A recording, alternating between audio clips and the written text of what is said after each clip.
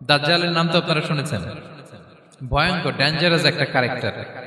পৃথিবীর শুরু থেকে শেষ পর্যন্ত এর চেয়ে বড় ফিতনা আসেনি, আসবেও না। দাজ্জালের ফিতনা। সে তার এক চোখ থাকবে, আরেক চোখ এরকম বন্ধ থাকবে, এখানে লেখা থাকবে কাফারা। কোনোভাবেই তাকে দমানো যাবে না, হত্যা করা যাবে না। আল্লাহ নবী ঈসা আলাইহিস সালাম তাকে হত্যা করবেন। তো যে ব্যক্তি সূরা কাহাফ তেলাওয়াত করবে, সূরা কাহাফের প্রথম 10 আয়াত বিশেষ করে মুখস্থ রাখবে, আল্লাহ তাআলা উসিমা মিন ফিতনাতিদ দাজ্জাল, দাজ্জালের ফিতনা থেকে তাকে বাঁচাবেন। তা আমরা দাজ্জালের ফিতনা থেকে বাঁচতে চাই কি চাই না?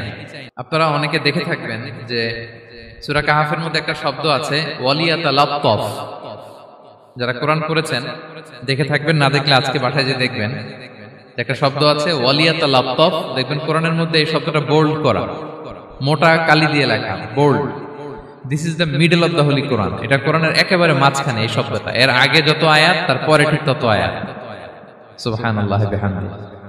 This is the middle of the holy Quran, এবং এটা সূরা কাহাফের মধ্যে আছে ওয়ালিয়াতালাত্তাফ শব্দটা আপনারা দেখবেন। তখন সাহাবীদের উপর, নমুসলিম সাহাবাদের উপর কঠিন অত্যাচার চলতেছিল, ভয়ঙ্কর ধরনের অত্যাচার।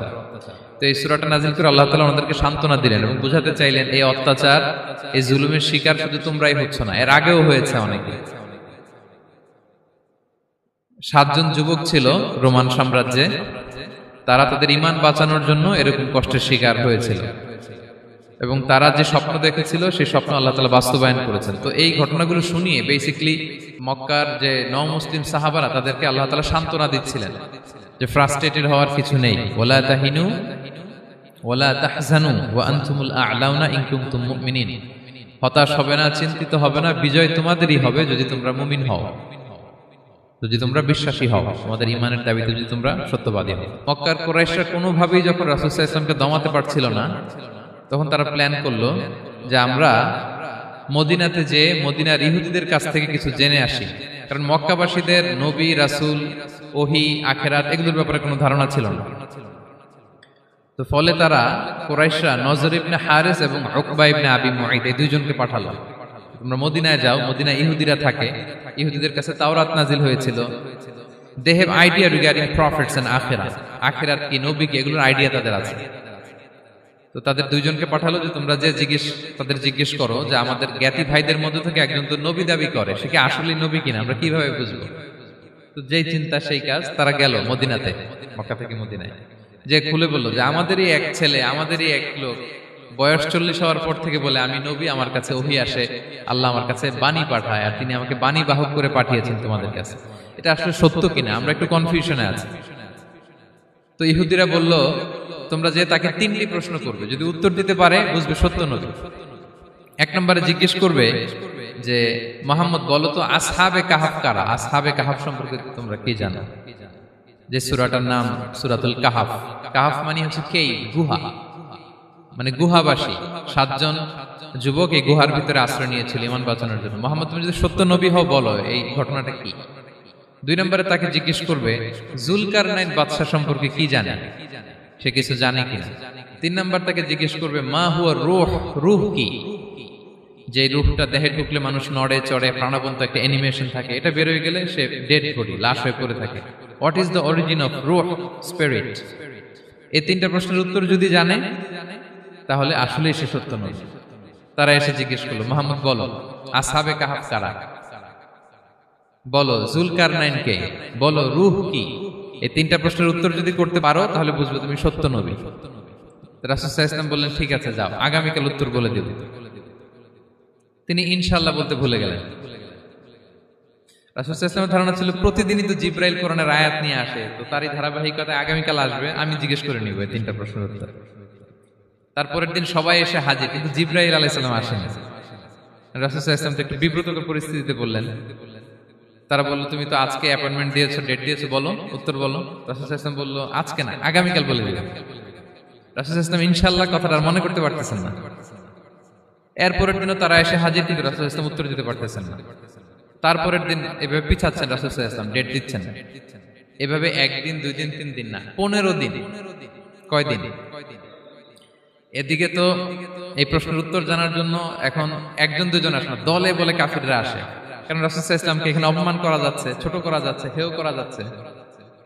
তারা এসে হাসাহাসি করে। আবু বকর ওমর রাদিয়াল্লাহু আনহুকে বলে, দেখো তোমরা না বলছো সত্য নবী, উনি সত্য নবী হলে তো প্রথম দিন উত্তর দিয়ে দিতে পারতো, পারে না কেন? এটা থেকে বোঝা যাচ্ছে তিনি আসলে মিথ্যাবাদী। 15 দিন রাসূল সাল্লাল্লাহু আলাইহি ওয়াসাল্লামের জন্য এত বিব্রতকর পরিস্থিতি আর ছিল না। 15 দিন পর আল্লাহ তাআলা আয়াত নাযিল করলেন, ওয়ালা তাকুলান্না বিশাইইন ইন্নী ফাইলুন যালিকা গাদা ইল্লা আইয়াশা আল্লাহ।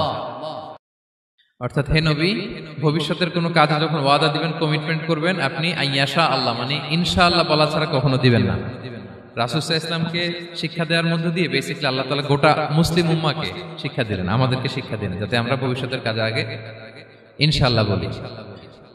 তো রাসূল সাল্লাল্লাহু আলাইহি ওয়াসাল্লাম লেসনটা পেলেন। এরপর আল্লাহ তাআলা উত্তর জানিয়ে দিলেন, আম হাসিবিতা আন্না আসহাবাল কাহফি ওয়ার রাকিম কানু মিন আয়াতিনা আজাবা। টানা 2 পৃষ্ঠা উত্তর দিলেন আসহাবুল কাহফ কারা। তাওরাত, জাবুর, ইনজিলে কোথাও এত বিস্তারিত উত্তর নাই আসহাবে কাহফের ব্যাপারে। আল্লাহ তাআলা আল কাহফ, সূরাতুল কাহফ নামে গুহাবাসীদের নামে একটা সূরা দিলেন, বিস্তারিত 2 পৃষ্ঠায় বর্ণনা করলেন তারা কারা। কুরাইশরা তো তাআজ্জুব বনে গেল, ঘটনা কি, মুহাম্মদের উত্তর কিভাবে জানলো? সে তো কারো কাছে পড়ে নাই, লেখে নাই, এই দেশের বাইরেও কোথাও যায় নাই।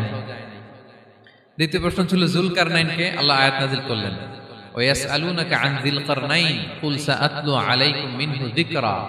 টানা আল্লাহ তাআলা প্রায় 1.5 পৃষ্ঠা, 1 পৃষ্ঠারও বেশি যুলকারনাইনের ঘটনা শোনালেন। আর রূহের কথা শোনালেন সূরা আল ইসরাতে, ওয়াসআলুনাকা আনির রূহ কুলির রূহু মিন আমরি রাব্বি ওয়া মা উতীতুম মিনাল ইলমি ইল্লা কালিলা।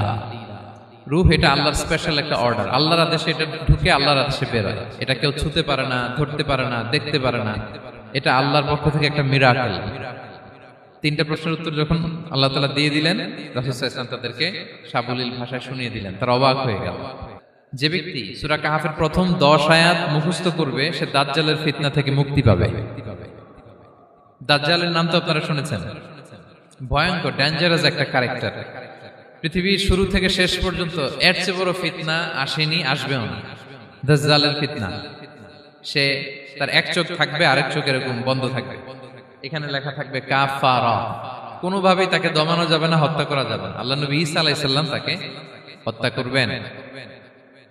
তো যে ব্যক্তি সূরা কাহফ তেলাওয়াত করবে, সূরা কাহফের প্রথম 10 আয়াত বিশেষ করে মুখস্থ রাখবে, আল্লাহ তাআলা উসিমা মিন ফিতনাতিদ দাজ্জাল, দাজ্জালের ফিতনা থেকে তাকে বাঁচাবেন। তা আমরা দাজ্জালের ফিতনা থেকে বাঁচতে চাই কি চাই না? আমরা যেন সূরা কাহফের প্রথম 10 আয়াত মুখস্থ করি, সূরা কাহফ যেন জুমার দিন আমরা তেলাওয়াত করি। So now the question arises, what is the relationship of Suratul Kahf with Dajjal? দাজ্জালের সাথে সূরা কাহফের রিলেশনটার কারণ কি? একটা মেকানিজম তো এখানে আছে। এত সূরা থাকে, রাসূল সাল্লাল্লাহু আলাইহি ওয়াসাল্লাম কেন বলেন যে সূরা কাহফ পড়লে দাজ্জালের ফিতনা থেকে বাঁচবে? কারণটা কি? এর কারণ হচ্ছে দাজ্জাল আমাদেরকে যে সমস্ত জিনিস দিয়ে ফিতনায় ফেলবে, ওই ফিতনাগুলোর সলিউশন আল্লাহ তাআলা সূরা কাহফের ভিতরে রেখে দিয়েছেন। দাজ্জাল 4টা জিনিস দিয়ে আমাদেরকে ফিতনায় ফেলবে। That's trial of faith, 1 number.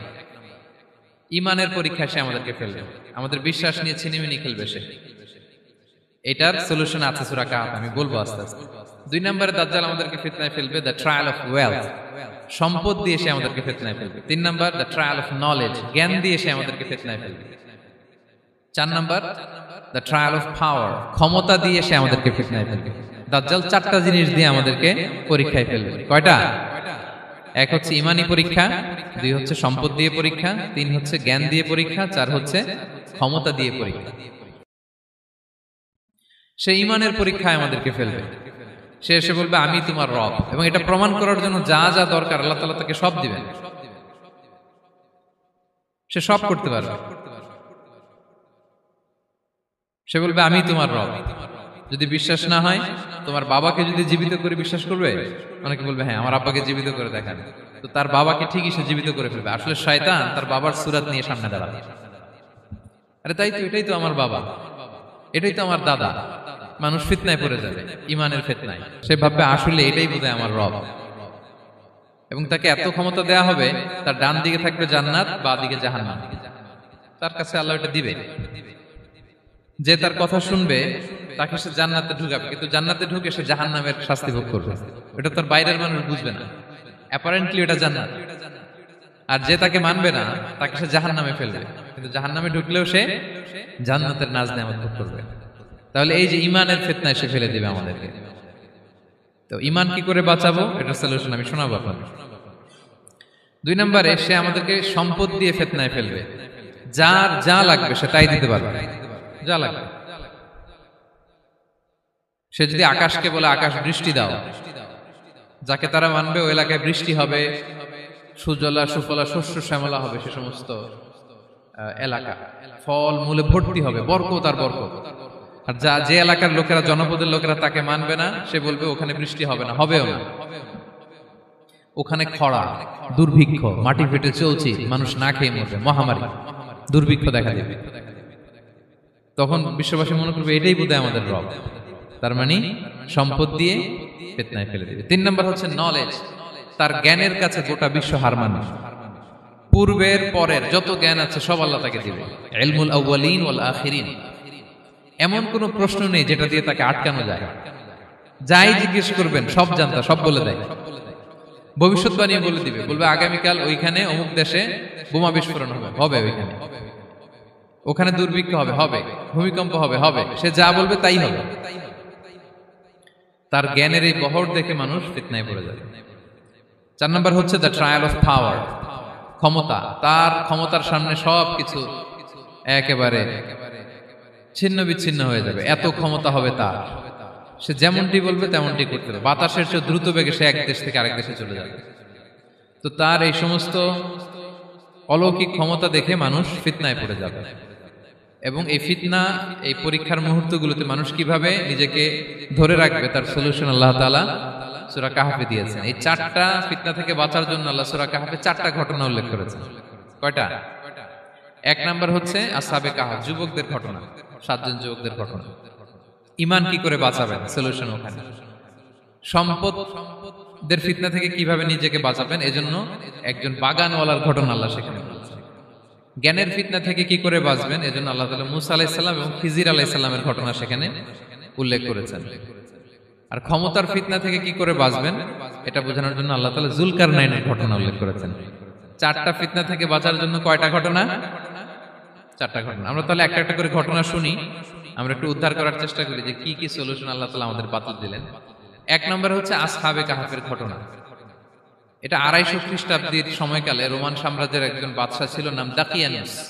প্রতাপশালী বাদশা, পৌত্তলিক, মূর্তির পূজা করে। ঈসা আলাইহিস সালাম বিদায় নিয়েছেন, 250 বছর হলো।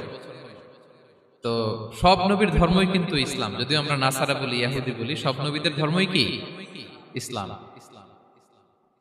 তো তিনি ছিলেন পৌত্তলিক, মূর্তির পূজা করত। আর তার এলাকায় কেউ যদি ঈসা আলাইহিস সালামের নাম নিত, আখিরাতে বিশ্বাস করত, আল্লাহ বিশ্বাস করত, তাদেরকে তারা পাথর মেরে হত্যা করত। এজন্য ভয়ে কেউ ঈসাই ধর্মে ঈমান আনত না, মানে ইসলামে ঈমান আনত না। এই রাজার ভয়ে সবাই মূর্তির পূজা করত। কিন্তু 7 জন যুবক ছিল, তারা স্রোতে গা ভাসিয়ে দেয়নি। স্রোতের বিপরীতে তারা ঈমান নিয়ে দাঁড়িয়েছে। তারা ঈসা আলাইহিস সালামের রেখে যাওয়া সত্য ধর্মের উপর ঈমান এনেছিল, আখিরাতে তারা বিশ্বাস করত। তো এই 7 জন যুবকের কথা ছড়াতে ছড়াতে রাজা দাকিয়ানুসের কাছে চলে যায়। উনি তো রেগে মেগে আগুন, ডেকে পাঠালো 7 জনকে। তো তাদেরকে জিজ্ঞেস করলো, তোমরা কাকে মানো? বলতেছে এক আল্লাহকে মানি। সাহসী, খুবই সাহসী। বলতেছে তুমি কি জানো তোমরা কার সামনে কথা বলতেছো? আমি তো তোমাদেরকে মৃত্যুদণ্ড দিতে পারি। তারা বলে দেন, কিন্তু আমরা সব বিসর্জন দিলেও ঈমান বিসর্জন দিতে পারবো না। সুবহানাল্লাহ। তিনি বললেন, তোমরা যুবক মানুষ, রক্ত গরম, আবেগে কথা বলতেছো, 3 দিন সময় দিলাম, যাও ঈসার নাম ভুলে যাও, আখিরাত ভুলে যাও, আল্লাহর নাম ভুলে যাও। 3 দিন পরে তোমাদেরকে আবার ইন্টারভিউ নেব। ওই দিন যদি একই কথা বলো, পাথর মেরে 7 জনকে দুনিয়া থেকে উড়িয়ে দেব। তারা চলে গেল। এবার 7 বন্ধু মিলে পরামর্শ করতে লাগলো, কি করতে পারি আমরা, এই গুণে ধরা সমাজকে আমরা কিভাবে বাঁচাবো, এই পৌত্তলিকতার ছোবল থেকে এই ইফসিস নগরীকে বাঁচাবো কি করে। নগরীটার নাম ছিল ইফসিস নগরী। বর্তমানে এটা তুরস্কের ইজমির শহরে অবস্থিত। এখনো জায়গাটা প্রত্নতাত্ত্বিকদের ওই ইয়েতে এটা সংরক্ষিত, এখনো টুরিস্টরা যায়। তো তারা বলল, আমরা ঈমান বিসর্জন দিব না, যদি আমরা ওদের কথা মেনে নেই আমরা তো মুশরিক হয়ে গেলাম। চলো আমরা এক কাজ করি, আমরা এলাকা ছেড়ে দিই। এই 7 যুবক আল্লাহর উপর ভরসা করে তারা বাড়ি ঘর, আত্মীয় স্বজন সব ছেড়ে দিয়ে, লোকালয় ছেড়ে দূরে একটা পাহাড়ের ভেতরে আশ্রয় নিল। পাহাড়ের ভিতরে একটা গুহা ছিল, এই গুহাকেই আরবিতে বলে আল কাহাফ। কি বলে? এই সূরার নাম কি? সূরাতুল কাহাফ। তো তাদের সাথে সাথে একটা কুকুরও যাচ্ছিল, তারা বারবার তাড়িয়ে দেওয়ার চেষ্টা করতেছিল কুকুরটাকে যাতে না যায়, কিন্তু কুকুর শুধু কান্না করে তাদের সাথে যাওয়ার জন্য ঘেউ ঘেউ করতেছিল। এই কুকুরটাকেও সাথে নিল। ভালো মানুষদের সাথে থাকলে কি হয় দেখেন, এই কুকুরের কথা, যেহেতু 7 জন ইমানদারের সাথে একটা কুকুর ছিল, এই কুকুরের কথা আল্লাহ সূরাতুল কাহাফে উল্লেখ করে দিয়েছেন। ওয়া কালবুহুম বাসিতুন যিরাআইহি বিল ওয়াসি। তো তারা ভিতরে গেল, যে প্রচন্ড ক্লান্ত, তারা ঘুমিয়ে পড়ল। কি করলো? এই এক ঘুমে আল্লাহ 309 বছর কাটায় দিলেন। কয়শো 9 বছর? 9 বছর ঘুম, সব ঘুম, প্রচন্ড ঘুম, ঘুম যেন আর কাটে না। 309 বছর পরে এরা জাগলো। এখন খুব ক্ষুধা, ঘুমে আর মোর ভাঙতেছে, আর একজন জিজ্ঞেস করতেছে কি লম্বা সময় ঘুম দিলাম কোথায় আমরা? একজন বলতেছে হ্যাঁ মনে সারাদিনই ঘুমাইছি আমরা। আরেকজন বলতেছে না না সারাদিন না, দিনের কিছু অংশ হয়তো ঘুমাইছি। আসলে কয় বছর ঘুমাইছে? 309 বছর। তো এদিকে সভ্যতার তো চেঞ্জ। এখানে ওই দাকিয়ানুস মরে, এর ছেলে মরে, এর নাতি মরে, পুতি মরে, এখন 6ষ্ঠ নম্বর রাজা আসছে। প্রজন্মের পর প্রজন্ম তো শেষ। 309 বছর কমপক্ষে 4-5টা জেনারেশন চেঞ্জ হবে। তো জেনারেশন চেঞ্জ হয়ে, এলাকা চেঞ্জ হয়ে, তারা যে স্বপ্ন দেখেছিল এই ইফসিস নগরীতে কালিমার পতাকা উঠবে, তাদের স্বপ্ন আল্লাহ বাস্তবায়ন করেছেন। 309 বছরের ব্যবধানে এই এলাকার সবাই মুসলিম হয়ে গেছে। আল্লাহ চাইছিলেন ওদেরকে দেখাবে এটা, ওদের স্বপ্নটা যে বাস্তবায়ন হয়েছে এটা দেখাবে। তো ঘুম থেকে উঠছে, একজনকে তারা বললো যে লুকায় লুকায় চাদর মুড়ি দিয়ে কিছু রুটি নিয়ে আসো বাজার থেকে, যাতে তোমাকে না চিনে। চাদর মুড়ি দিয়ে যাও। কিছু পয়সা ছিল, মুদ্রা দিয়ে দিছে। তো সে যে যখন দোকানদারের কাছ থেকে রুটি নিছে আর মুদ্রা দিছে, দোকানদার বলে এই মুদ্রা কোত্থেকে আসলো? 309 বছর আগে মালয়েশিয়াতে রিঙ্গিট ছিল কিনা জানি না, যেভাবে ওরা ট্রানজাকশন করতে পারে, যেটা ছিল ওইটা যদি এখন কেউ দেয়, রাধুনী বিলাসে খাবার পাওয়া যাবে? হ্যাঁ। তো রুটিওয়ালা বলে তুমি বর্তমান সময়ের মুদ্রা দাও, এটা দিচ্ছ কেন? বলতেছে এটা তো বর্তমান সময়ের মুদ্রা। বলতেছে এই যে মুদ্রার মধ্যে দেখো কোন সালের সিল দেওয়া, এটা তো শত শত বছর আগে। বলতেছে কি বলে শত বছর আগে? আমি তো আজকে সকালেই বাজার করলাম, ওই বাজার করে যে টাকাগুলো ছিল ওইটাই তো পকেটে। বলতেছে বলে কি? নিশ্চয়ই তুমি গুপ্তধনের সন্ধান পেয়েছো, হিডেন ট্রেজার। বলো, মানে তার সাথে এদের কথাবার্তা কিছু মিলতেছে না। পরে তাকে ধরে ওই সময়কার রাজার কাছে নিয়ে গেছে। ওই রাজা আবার মুসলিম, সবাই মুসলিম তো হয়।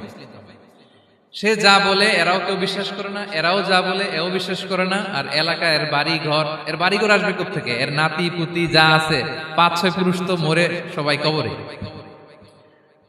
তখন তার কথা শুনে সবাই অবাক। তো এটা মিলানোর জন্য তারা 309 বছর আগের দাকিয়ানুস বাদশার সরকারি যে নথিপত্র, ওই পুরাতন ছিঁড়া নথিপত্র তারা বের করলো। বের করে দেখে ঠিকই দাকিয়ানুস নামে এক বাদশা ছিল, আর অনেক শত শত বছর আগে মোস্ট ওয়ান্টেড 7 জন যুবক ছিল, যাদের ব্যাপারে এক্সিকিউশনের অর্ডার ছিল। এখন দেখে তারা অবাক। লম্বা ঘটনা আমি খুব শর্ট করে বলতেছি। পরে সবাই মিলে তাকে সহ ওই গুহায় গেল। গুহায় যাওয়ার পরে সে বাকিদেরকে ডাকতে গুহার ভিতরে ঢুকলো। আল্লাহ তাআলা 7 জনকে ওইখানে মৃত্যু দিয়ে দিলেন। চিরকালের জন্য এই 7 জন ঘুমায় পড়ল। আর এলাকাবাসী রাজা সহ ওইখানে তারা একটা মসজিদ নির্মাণ করলো। This is the story of আসহাবে কাহাফ। তো এলাকাবাসী যদিও মুসলিম হয়েছিল, কিন্তু আখিরাতের ব্যাপারে তাদের একটা সন্দেহ ছিল যে আসলে মানুষ মরার পরে কি আবার জীবিত হবে? মৃত্যুবরণ করার পরে আবার মানুষ জীবিত হবে?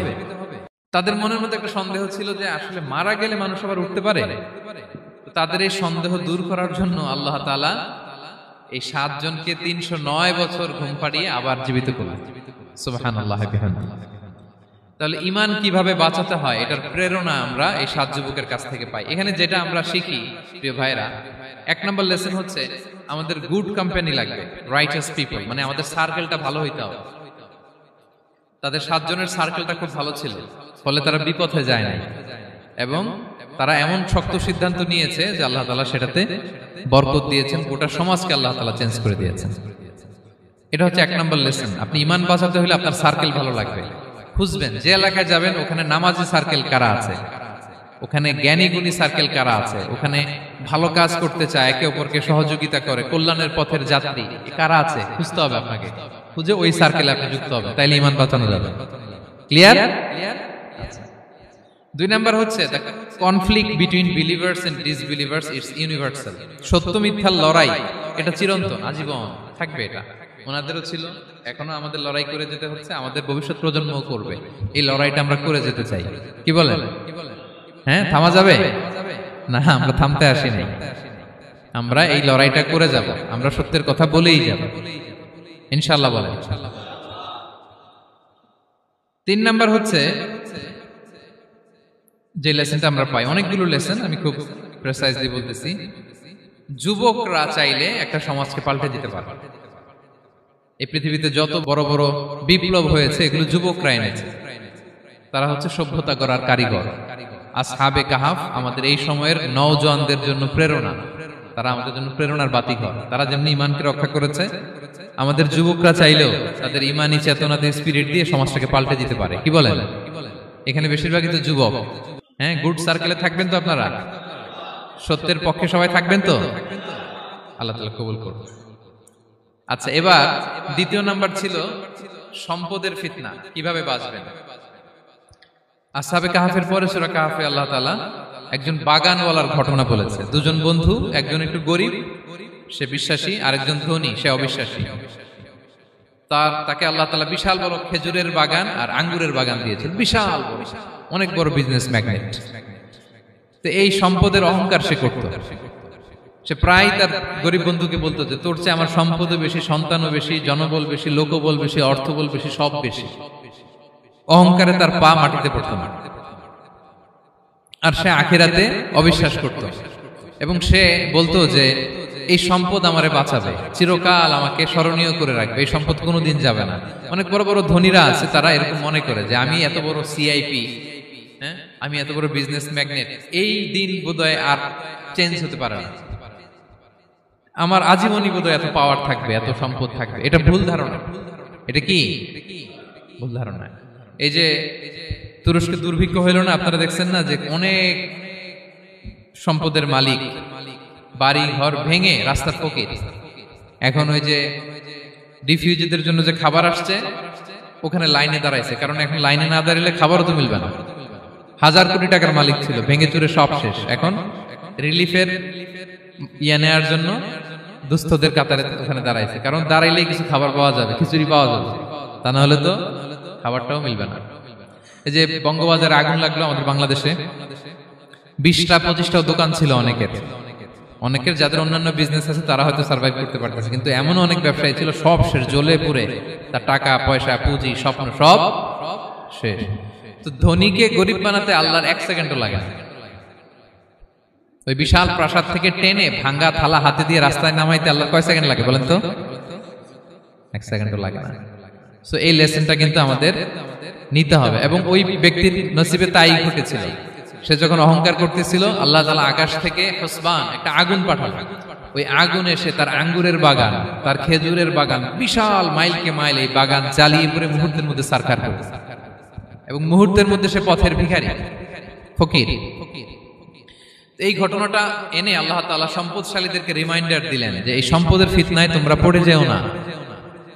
আমরা সম্পদশালী হলে বাস্তবতা অনেক সময় ভুলে যাই। সূরাতুল হুমাযাতে আল্লাহ তাআলা বলেন ইয়াহসাবু আন্না মালাহু আখলাদা। সম্পদশালীরা মনে করে এই সম্পদ আমাকে চিরকাল বাঁচিয়ে রাখবে, চিরকাল বোধহয় এই সম্পদ আমার হাতে থাকবে। না, এটা হাতের ময়লা, আজ আছে কাল নাই, যে কোনো সময় চলে যেতে পারে। এটা হচ্ছে ম্যাটেরিয়ালিস্টিক আউটলুক, বস্তুবাদী চিন্তা থেকে এই আমাদের ধনী ভাইদের এই সমস্যাটা হয়।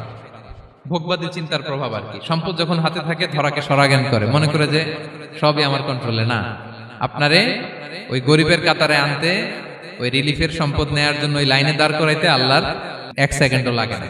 এটা খেয়াল রাখতে হবে। আমরা যখন প্রাইভেট কারে চড়ি, মাঝে মাঝে অনেকে এসে হাত পাতে, এদেরকে ছোট করা যাবে না। গল্পটা আল্লাহ ভিন্ন করতে আল্লাহর 1 সেকেন্ডও লাগে না। ওইদিকে আমি দাঁড়ায় হাত পাততাম আর উনি প্রাইভেট কারে বসে থাকতো। আল্লাহ চাইলে এরকম করতে পারতেন না? পারতেন। তো এখান থেকে আমাদের জন্য শিক্ষা হচ্ছে সম্পদ এটা ক্ষণস্থায়ী, আজ আছে কাল নাই। এটা ক্ষণস্থায়ী, এটাকে এভারলাস্টিং মনে করা যাবে না। এভারলাস্টিং হচ্ছে আখিরাত। ওয়ালাল আখিরাতু খায়রুল লাকা মিনাল উলা, আখিরাত তোমার জন্য দুনিয়ার চেয়ে শ্রেষ্ঠ। এবং আল্লাহ তাআলা দৃষ্টান্ত একটা দিয়েছেন যে দুনিয়ার জীবনটা হচ্ছে কামা, ওই পানির মতো যেটা আনজালনাহু মিনাস সামা, আকাশ থেকে নাজিল করেছি। ওই পানি ক্ষেতের মধ্যে পড়ে ফসল, ফুল ফসল হয়েছে। এরপরে যখন ফসল কাটা হয়, ওই ক্ষেত খামার এগুলো তৃণলতা হয়ে যায়, ভুসির মতো হয়ে যায়। তখন বাতাসের ঝাপটায় একবার এদিকে যায়, একবার ওদিকে যায়। অনেক লম্বা উপমা, আমি সংক্ষেপে বললাম। তো শেষ আউটপুটটা হচ্ছে এটা, সম্পদ এটা মুহূর্তেই চলে যেতে পারে। সম্পদ উপার্জন জায়েজ আছে, মুসলিমরা সম্পদ উপার্জন করতে পারবে, কোনো অসুবিধা নাই। আপনি যদি ধনী হন এটা ভালো, ফলে আপনি যাকাত দিতে পারবেন, অসহায় দুস্থদের সহায়তা করতে পারবেন, কন্ট্রিবিউট করতে পারবেন। আপনি সম্পদ হাতের মুঠোয় নেবেন, কন্ট্রোল করবেন, কিন্তু এই দিকে স্থান দিবেন না, দ্যাটস ইট, তাহলেই হবে। আমরা সম্পদ কি করতে পারবো? উপার্জন করতে পারবো, কিন্তু হৃদয়ে স্থান দিতে পারবো না। হৃদয়ে স্থান থাকবে আখিরাতে। এই মাইন্ডসেট যদি আপনি গড়ে তোলেন, তাহলে সম্পদের ফিতনা আপনি কখনো করবেন না। এই পয়েন্টটা কি ক্লিয়ার সবার? ক্লিয়ার। 3 নাম্বার ফিতনা ছিল কিসের ফিতনা দেখি কে বলতে পারে? প্রথমটা হচ্ছে বিশ্বাস বা ঈমানের ফিতনা, 2 নাম্বার হচ্ছে সম্পদের ফিতনা, 3 নাম্বার জ্ঞানের ফিতনা। জ্ঞানেরও কিন্তু ইলমেরও একটা গরম আছে, যার ইলম আছে তার মধ্যে এই সমস্যাটা কাজ করে। সেটার জন্য আল্লাহ তাআলা মুসা আলাইহিস সালাম, খিজির আলাইহিস সালামের ঘটনা বলেন। আমি খুব সংক্ষেপে বলবো, সময় কম। মুসা আলাইহিস সালাম হচ্ছে বনি ইসরাইলের নবী, আর খিজির আলাইহিস সালাম কেউ বলেছেন নবী, কেউ বলেছেন আল্লাহর ওলি। আসলে আরবিতে ওনার নাম খদির, আমরা বাংলায় বলি খিজির। খদির মানে সবুজ। উনি যে কোনো জায়গায় বসলে ওখানে মরা গাছ, লতা পাতা এগুলো সবুজ হয়ে যেত। অনুর্বর এলাকার উপর দিয়ে হেঁটে গেলে ওটা উর্বর হয়ে যেত। তো মুসা আলাইহিস সালাম একবার ওয়াজ করতেছেন এইভাবে বনি ইসরাইলের সামনে, খুতবা দিচ্ছেন। হঠাৎ এক লোক দাঁড়ায় বলে, ইয়া নবী আল্লাহ, মান আ'লামু ফিল আরদ, বর্তমান পৃথিবীতে সবচেয়ে জ্ঞানী কে? মুসা আলাইহিস সালাম বলেন, ফাকালা আনা, আমি। কি বললেন? উনি আসলে ভুল কিছু বলেন নাই, কারণ প্রত্যেক জামানার নবীকেই আল্লাহ তাআলা সবচেয়ে বেশি জ্ঞান দিয়ে পাঠান, কারণ তার কাছে ওহীর জ্ঞান আসে, অদৃশ্যের খবর আসে, ইলমুল গায়ব আসে। কিন্তু এই উত্তরটা আল্লাহ তাআলার পছন্দ হয় না। আল্লাহ তাআলা চাচ্ছিলেন মুসা যদি বলতো আল্লাহ তাআলাই জানে কে জ্ঞানী বা আল্লাহই সবচেয়ে জ্ঞানী, এরকম হলে ভালো হতো। কিন্তু মুসা আলাইহিস সালাম কি বলছে? আমি। একজন প্রশ্ন করলো, সবচেয়ে বড় জ্ঞানী কে? উনি কি বললেন? আমি। এই যে আমি এটাতে ঝামেলা আছে। আমি বড়, আমি জানি, আমি সব, দিস ইজ প্রবলেমেটিক। আল্লাহ এটা পছন্দ করলেন না। আল্লাহ তাআলা মুসা আলাইহিস সালামকে বললেন, মুসা তুমি যে বলছো তুমি জ্ঞানী, না তুমি জ্ঞানী না, তোমার চেয়ে বড় জ্ঞানী আছে। মুসা আলাইহিস সালাম বলে, তাই নাকি? আমার চেয়ে বড় জ্ঞানী কে? তো আল্লাহ তাআলা বললেন, ইযহাব ইলা মাজমাইল বাহরাইন, 2 সাগর বা 2 নদীর মিলনস্থলে যাও, ওখানে আমার এক বান্দা আছে তোমার চেয়েও জ্ঞানী। মুসা আলাইহিস সালাম বললেন, তাই নাকি? তো আল্লাহ, আমি কিভাবে চিনি উনি কোথায় থাকে, কিভাবে বুঝবো? আল্লাহ বললেন, একটা বড় মাছ নাও, এটাকে ফ্রাই করো, এটাকে ফ্রাই করে একটা ঝুড়ির ভেতরে নাও, যেখানে এই মাছটা সাগরে ঢুকে যাবে ওখানে আমার বান্দাকে পাবে। তো উনি ওনার সহযোগী ইউশা ইবনে নুনকে নিয়ে হাঁটতে লাগলেন। হাঁটতে হাঁটতে এক জায়গায় ক্লান্ত হয়ে পাথরের পাশে বিশ্রাম নিলেন। ওই পাথর থেকে আবার এক ধরনের পানি বের হয়, এই পানিটারে বলে আবে হায়াতের পানি, মাউল হায়াত, জীবন নদীর পানি। এই পানি কোনো মৃত প্রাণী বা বস্তুর গায়ে লাগলে ওটা জীবিত হয়ে যায়। তো ওনারা পাথরে হেলান দিয়ে বিশ্রাম নিচ্ছিলেন। ওই পানি ওই ফ্রাই করা মাছের গায়ে লাগার সাথে সাথে মাছ জীবিত হয়ে ঝুড়ি থেকে বের হয়ে সাগরে ঢুকে গেছে। ওনারা আর খেয়াল করেন না। এরপর আবার হাঁটতে লাগলেন। হাঁটতে হাঁটতে যখন ক্লান্ত শ্রান্ত, তখন বলে, এই ইউশা, আমাদের ওই মাছ, ফ্রাই মাছটা দাও, এখন খাই। ঝুড়ি খুলে দেখে মাছ নাই। মাছ গেল কোথায়? তখন ইউশা বলল, হয়তো আমরা যে পাথরের ওখানে বিশ্রাম নিয়েছিলাম ওখানে আমরা মিসিং, ওখানে হারাই ফেলছি। চলো চলো, আরে ওইদিকে তো যাইতে হবে আমাদের। উনি গেলেন, যে দেখে মাছ যে জীবিত হয়ে বালুর এদিকে নাড়াচাড়া করতে করতে সাগরে ঢুকে গেছে, ওখানে দাগ আছে। মুসা আলাইহিস সালাম ঢুকলেন সুরঙ্গ, ঢুকে দেখে চাদর গায়ে দিয়ে এক লোক শুয়ে আছে। সালাম দিলেন, আসসালামু আলাইকুম। ওই লোক চাদর আর সরায় না, ভিতর থেকে বলতেছে, ওয়ালাইকুম আসসালাম। তো চাদরের ভিতর থেকে উনি বলে, মান আন, তুমি কে? মুসা আলাইহিস সালাম বললেন, আনা মুসা, আমি মুসা। উনি বলেন, মুসা বনি ইসরাইল, বনি ইসরাইলের মুসা? বললেন, হ্যাঁ। কেন এসেছো? এবার চাদর খুললেন।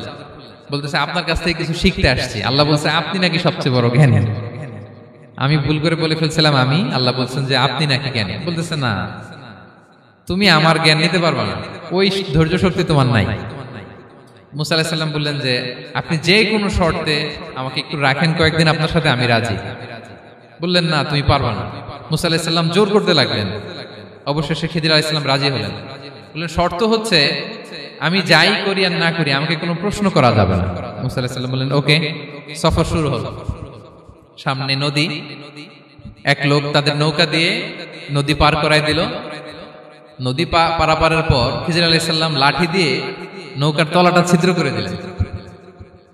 মুসা আলাইহিস সালাম বললেন ইন্না লিল্লাহি, এটা আপনি কি করলেন? ওরা আমাদেরকে নদী পার করে দিল, আর যে ভাড়াটা আসছিল এটাও নিল না, আমাদেরকে সম্মান দেখলো, আপনি নৌকা ছিদ্র করে দিলেন।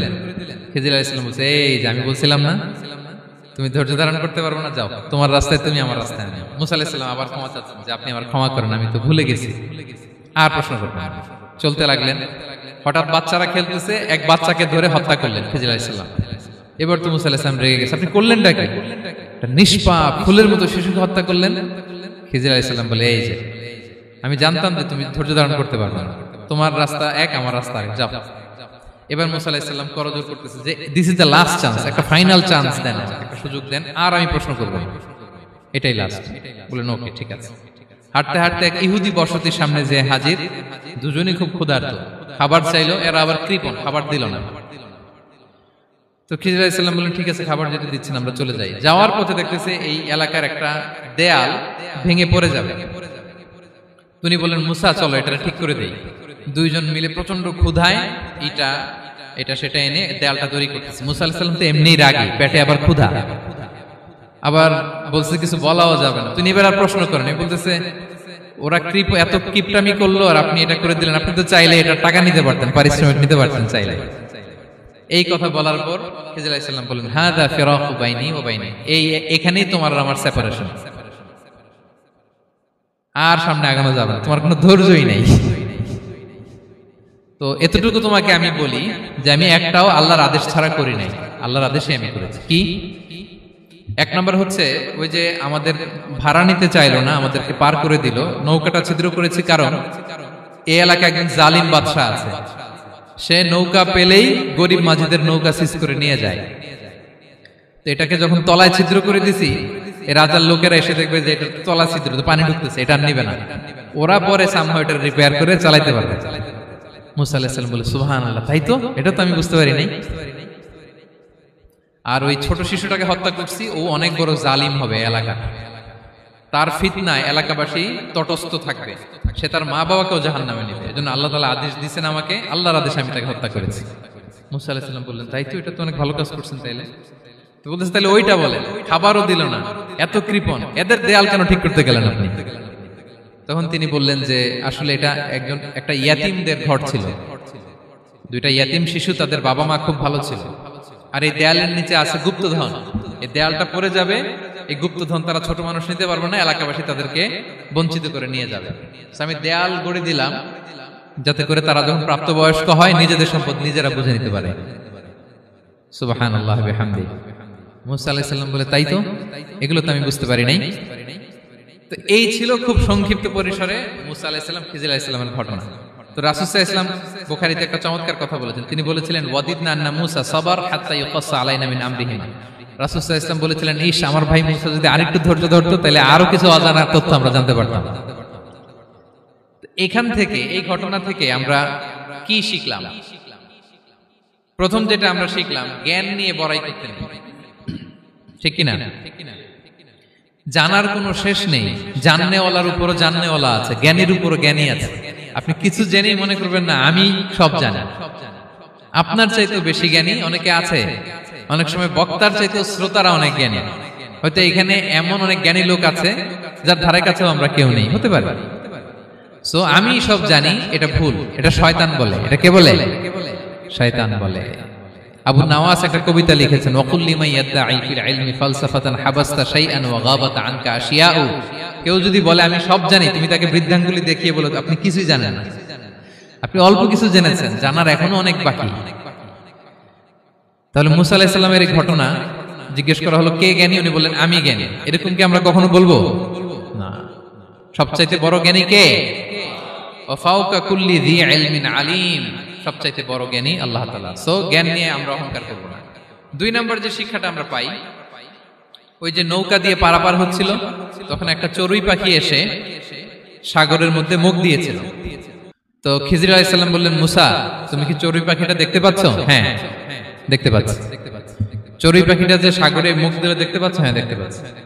তখন খিজির আলাইহিস সালাম বললেন, চড়ুই পাখিটা সাগরে মুখ দিয়ে পানি খাওয়ার পরে চড়ুই পাখির ঠোঁটে বা চঞ্চুতে যতটুকু পানি লেগে আছে, এই পানিটা হচ্ছে তোমার, আমার এবং মহাবিশ্বের আমাদের সকলের জ্ঞান।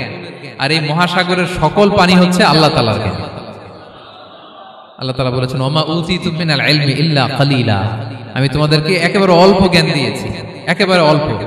এই রহস্যে ঘেরা এই মহাবিশ্বের অনেক কিছু আমাদের অজানা। প্রিয় ভাইরা, আমরা অনেক কিছু জানি না, আমাদের এই লিমিটেড নলেজে এগুলো ধরে না, তারপর আমরা জ্ঞানের বড়াই করি।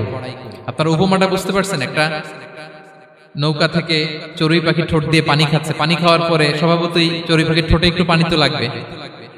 খিজির বললেন যে এই পানিটা হচ্ছে তোমার, আমার, পৃথিবীর সবার জ্ঞান, আর এই সাগরের বাকি পানিগুলো কার জ্ঞান? এবার বুঝতে পারছেন আল্লাহ তাআলার জ্ঞানের পরিধি। আমরা জ্ঞান নিয়ে যেন কখনো কি না করি, বড়াই না করি। জ্ঞান দুই ধরনের, একটা বাহ্যিক জ্ঞান, একটা অন্তর্নিহিত জ্ঞান। External knowledge, internal knowledge. আমরা যখন কোরআন হাদিস পড়ি আমাদের বাহ্যিক জ্ঞান অর্জন হয়। কোরআন হাদিস পড়লেই আপনি জ্ঞানী হয়ে যান। এটা কোরআন হাদিস পড়তে হয়, এটা ডাইজেস্ট করতে হয়, এটার উপর আমল করতে হয়। এই জ্ঞান অর্জন শেষে এরপরে আল্লাহর প্রিয় বান্দাদেরকে আল্লাহ অন্তরে ইলমের নূর দেন, ইলহাম দেন। That is the knowledge, that is the pure knowledge. আপনি হাফেজে কোরআন হয়ে ভাবেন না আপনি সব জানেন, আপনি বুখারী মুখস্থ করে ভাবেন না সব জানেন। এই সব জ্ঞান অর্জন করার পরে ইলমের নূর হাসিল হয়, সেটা আল্লাহ সবারে দেয় না। সো এই অন্তর্নিহিত জ্ঞান, দূরদৃষ্টি, farsightedness, that is the pure knowledge. এটার জন্য বছরের পর বছর, যুগের পর যুগ সাধনা করতে হয়। সেটার জন্য এই জ্ঞান অর্জনের জন্য তিনটা জিনিস করতে হয় ইলমের নূর অর্জনের জন্য। কয়টা? এক হচ্ছে বিনয়, দুই হচ্ছে সফর, তিন হচ্ছে সবর। আবার বলি, এক হচ্ছে বিনয়, দুই হচ্ছে সফর, তিন হচ্ছে সবর। আল্লাহ তাআলা আল্লাহর নবীকে তাওরাত দেওয়ার পরেও আরো ট্রেনিং সেশন করাইছেন খিজির আলাইহিস সালামের কাছে। যাও, ওনার কাছে গেলে তুমি ছোট হবা, নত হবা। জ্ঞান যদি আমি নিতে চাই আমাকে ছোট হইতে হবে। ধরেন একটা গ্লাস থেকে একটা খালি গ্লাসে পানি ঢালবো, তো যেটাতে নেওয়া হবে এটা উপরে থাকলে হবে? যে গ্লাসটার মধ্যে পানি আছে এটা উপরে থাকবে, ওইটা ব্ল্যাঙ্ক গ্লাসের মধ্যে পড়বে। আপনি নলেজ, ইলম নিতে চাইলে আপনাকে নিচে থাকতে হবে, উনি উপরে থাকবে। আপনার শায়েখ আপনাকে দিবে, আপনার উস্তাজ আপনাকে দিবে, আপনার মুর্শিদ আপনাকে দিবে। বুঝতে পেরেছেন? তাহলে আমাদেরকে হাম্বলনেস লাগবে। শিখতে হইলে হাম্বল হইতে হয়, বিনয়ী হইতে হয়। আচ্ছা, দুই নাম্বার সফর করতে হয়। এটা আল্লাহ মুসা আলাইহিস সালামকে দিয়ে করাইছেন, যাও পিছে পিছে উস্তাদের পিছে পিছে ঘুরো। তো এজন্য সফর করতে হয়। এখন ঘরে বসে অনেক কিছু জানা গেল, উস্তাদের সান্নিধ্য লাগে, সফর করতে হয়। আমাদের ক্লাসিক আলেমরা হাদিস কালেকশনের জন্য শহরকে শহর সফর করতেন। এখন আমাদের আলেমরা দেওবন্দে যায়, মিশরে যায়, মদিনায় যায়। এখানকার মালয়েশিয়ান স্টুডেন্টরা দেশে বিদেশে যে নলেজ অর্জন করে। সফর আপনাকে লাগবে। তাহলে বিনয়, সফর, তিন নম্বরে কি? সবর। ধৈর্যশীল হইতে হবে। দেখেন মুসা আলাইহিস সালাম বারবার প্রশ্ন করে ফেলতেছেন, বারবার ওয়াদা ভঙ্গ করতেছেন। এরকম করলে হবে না, ধৈর্য লাগবে। ধৈর্যের বলে বলিয়ান হলে তখনই আপনার মধ্যে ইলম আসবে। তাহলে জ্ঞানের ফিতনায় পড়ার আর আমাদের কোনো সম্ভাবনা আছে? আমরা বিনয়ী হব, আমরা জ্ঞান আল্লাহর দিকে ফিরাই দেব। আমরা বলবো উনি সবচেয়ে ভালো জানেন। পারা যাবে তো ইনশাআল্লাহ? আচ্ছা, আমি একেবারে শেষ পর্যায়ে চলে আসছি, 2 মিনিটের মধ্যে শেষ করে দিচ্ছি। 3 নাম্বার ছিল কিসের ফিতনা? 4 নাম্বার ক্ষমতার ফিতনা। এই ফিতনা থেকে বাঁচার জন্য সর্বশেষ আল্লাহ তাআলা যুলকারনাইনের ঘটনা বলেছেন। অনেক বড় বাদশা ছিলেন, পৃথিবীতে 4 জন বাদশা গোটা বিশ্ব শাসন করেছেন। 2 জন কাফির, 2 জন মুমিন। কাফির একজন হচ্ছে নমরুদ, যিনি ইব্রাহিম আলাইহিস সালামকে আগুনে ফেলেছিলেন। আরেকজন হচ্ছে বখতে নাসার, যাকে ইংরেজিতে বলে নেবুচারনেজার দ্য সেকেন্ড, দ্বিতীয় নেবুচারনেজার। তারা কোনো নির্দিষ্ট এরিয়ার বাউন্ডারির বাদশা না, গোটা বিশ্বের বাদশা ছিলেন। এই 2 জন কাফির। আর 2 জন বাদশা ছিলেন গোটা বিশ্বকে শাসন করেছেন, তারা ছিলেন মুমিন। একজন হচ্ছে সুলাইমান আলাইহিস সালাম, আল্লাহর নবী। আরেকজন হচ্ছে যুলকারনাইন, গোটা বিশ্ব শাসন করেছেন, প্রাচ্য থেকে পাশ্চাত্য সব জায়গায় তিনি গিয়েছেন, ইসলামের বাণী প্রচার করেছেন, জালিমদেরকে শায়েস্তা করেছেন। তো এরকম দিক বিদিক তিনি জয় করতেছিলেন। অনেকে যুলকারনাইনকে আলেকজান্ডার দ্য গ্রেটের সাথে গুলিয়ে ফেলে না। ম্যাসিডোনিয়াতে যে আলেকজান্ডার দ্য গ্রেট ছিল, উনি আর যুলকারনাইন এক নন। যুলকারনাইন হচ্ছে আল্লাহ তাআলার প্রিয় একজন বান্দা, অনেক বড় সাহসী বীর পুরুষ ছিলেন, গোটা বিশ্বে ইসলাম প্রচার করেছেন। করতে করতে করতে করতে অনেক বড় ঘটনা, আমি সব শেষের ঘটনাটা বলি। উনি জর্জিয়া, বর্তমান যে জর্জিয়ার তিবলিসি এরিয়া, এখানে এসে একটা এলাকার সন্ধান পেলেন, যারা ওনাকে এসে বলল যে এখানে একটা জঙ্গলি গ্রুপ আছে যাদের নাম ইয়াজুজ মাজুজ, তারা এসে আমাদের উপর হামলা করে। হে জুলকারনাইন, আমরা আপনাকে ট্যাক্স কালেক্ট করে দিচ্ছি, আপনি তাদের মাঝে আর আমাদের মাঝে একটা প্রাচীর তৈরি করে দেন। আপনারা ইয়াজুজ মাজুজের নাম শুনেছেন না? ইংরেজিতে বলে গগ ম্যাগগ।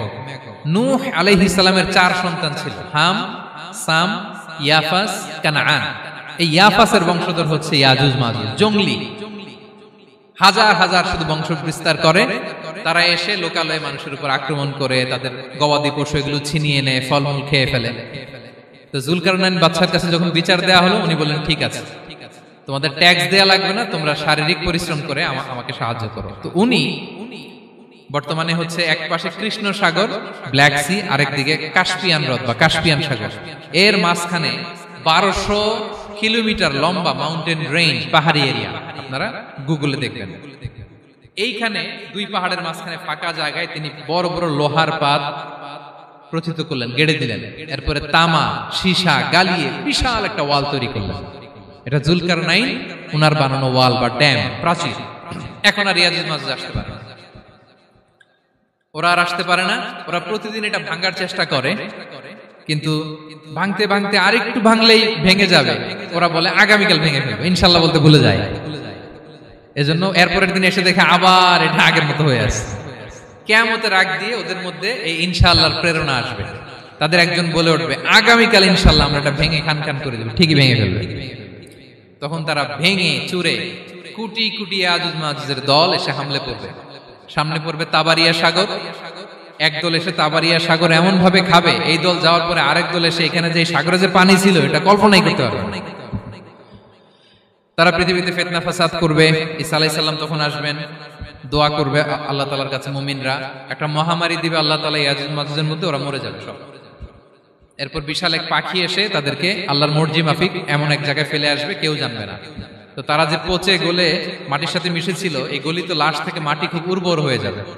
এরপর আল্লাহ তাআলা পৃথিবীর মধ্যে বারাকা দিবেন, কিছু রোপণ করলে তাড়াতাড়ি ফুলে ফেপে বড় বড় ফলমূল হচ্ছে। তো এটা কিয়ামতের আলামতের অন্য কোনো আলোচনায় হয়তো আমরা বলবো।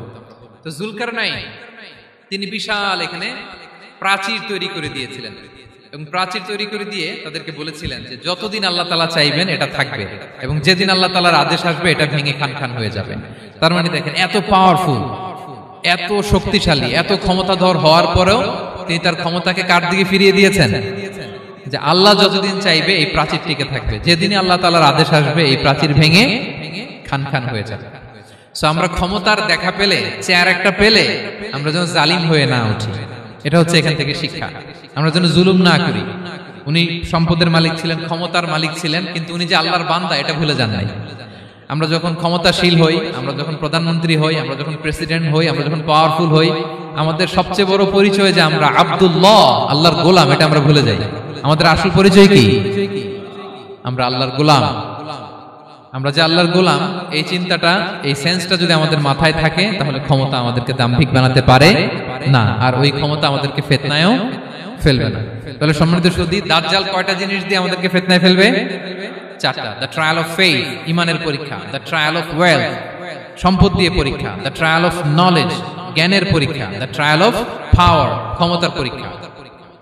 আর ইমানের পরীক্ষায় উত্তরণের জন্য আল্লাহ তাআলা আমাদেরকে এই সূরায় আসহাবে কাহফের ঘটনা শুনিয়েছেন, যে 7 জন যুবক তারা তাদের ঈমানকে হেফাজত করেছিল। সম্পদের ফিতনা থেকে বাঁচানোর জন্য আল্লাহ তাআলা আমাদেরকে এক বাগানওয়ালার কাহিনী জানিয়েছেন, যে সম্পদ পেয়ে তোমরা দাম্ভিক হয়ে যাও না, এটা আজ আছে কাল থাকবে না।